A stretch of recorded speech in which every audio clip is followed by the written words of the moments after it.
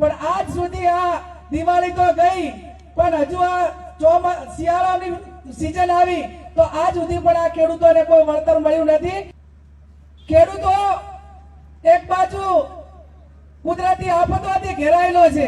ભારતીય જનતા પાર્ટીના નેતાઓ હોય, એમના માણસો હોય તો એમને કમલમમાં બોલાવીને કોઈ પણ કોન્ટ્રાક્ટર જોતા હોય તો રાતોરાત મળી જાય, પણ મારો બનાસકાંઠાનો ખેડૂત આજે સીઝનમાં ખાતર માટે કરીને લાંબી લાઈનો લગાવે તો આજે મારા ખેડૂતને ખાતર મળતું નથી। એ આ પરિસ્થિતિ આજે આ બનાસકાંઠાના ખેડૂતોની છે।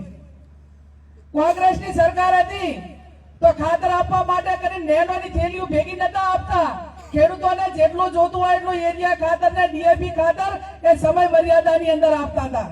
હજારો યુવાનો કરાર આધારિત નોકરી કરે છે, જેમની નોકરી માટેની કોઈ સલામતી નથી અને એમને ગમે ટાઈમે છૂટા કરી દે।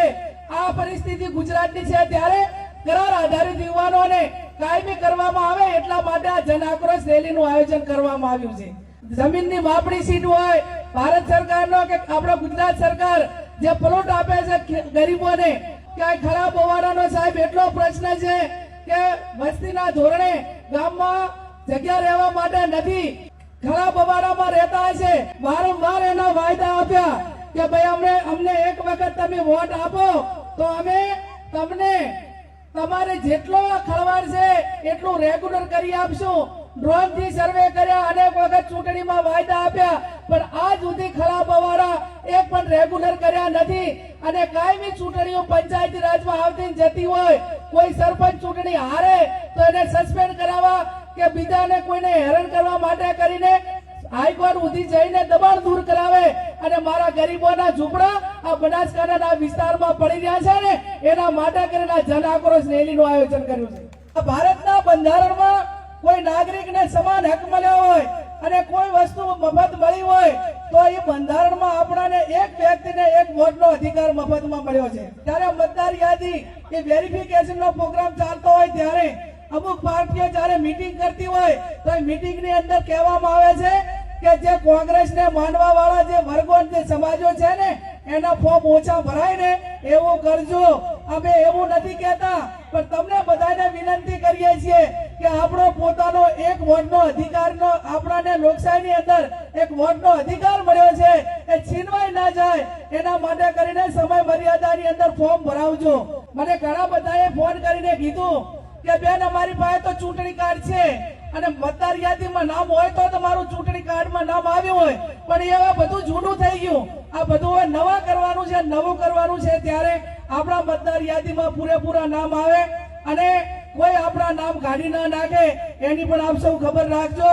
આવનાર સમયમાં જિલ્લા પંચાયતની ચૂંટણી હોય, તાલુકાની ચૂંટણી હોય, સાથ સહકાર આપીને લડીશું।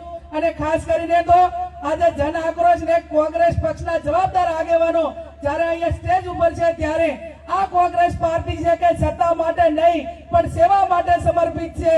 અને ભારતીય જનતા પાર્ટીના નેતાઓ એમ કહેતા હોય કે અમે કોંગ્રેસને નેસ્તનાબૂદ કરીશું, ત્યારે આજે હું ધરણીધરના ધામમાંથી અમને ચેલેન્જ કરું છું કે આ દેશમાંથી અંગ્રેજોને કાઢ્યા હોય ને તો એ કોંગ્રેસ પાર્ટી છે, તમારી હાથ ભેટી પણ એવી નહીં હોય કે જે કોંગ્રેસને નેસ્તનાબૂદ કરી ગઈ। અમે કોંગ્રેસના અને દેશના ભારતના બંધારણ એક જવાબદાર આગેવાન છીએ, એક કાર્યકર છીએ।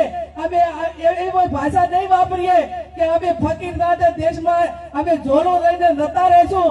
અમે હાર હોય કે જીત હોય, પણ જ્યાં પણ લોકોને જરૂર પડશે, આ દેશના લોકોને જરૂર પડશે, બનાસકાંઠાના ખેડૂતોને જરૂર પડશે, સત્તા હોય કે ના હોય, જ્યાં પણ વહીવટી તંત્ર સામે લડવું પડે ત્યાં તાકાતથી લડીશું। અને અમારા કોંગ્રેસના કાર્યકરને કોઈ પણ વહીવટી તંત્ર હોય એને કોઈ દબાવવાની કોશિશ કરીને તો આ મંચ અને બધું જ એકો એક અમારા કાર્યકરના પ્રોટેક્શનમાં તૈયાર છે। અને જે પણ સત્તામાં બેઠા લોકો એટલું સંભાળજો, આ સત્તા કોઈની કાયમી જાગીરી નથી, આ તમારા બાપની કોઈ જાગીરી નથી, આ લોકશાહી છે અને લોકશાહીની અંદર એ પરિવર્તન આવતું હોય છે। એટલે મહેરબાની કરીને કોઈ કોંગ્રેસના કાર્યકરને ક્યાંય દબાવવાની કોશિશ ના કરે। અમે ગાંધી વિચારધારા વાળા છીએ, અમે સરદાર વિચારધારા વાળા છીએ, પણ જો તમે કઈ વધારે એવું કર્યું તો તો અહીંયા ભગતસિંહ પણ બેઠા છે અને ઝાંસીની રાણીઓ પણ બેઠી છે. અમે અમારા કાર્યકરો માટે કોઈ પણ વસ્તુ કરવા માટે તૈયાર છીએ. આજે ખૂબ મોટી સંખ્યામાં તમે આવી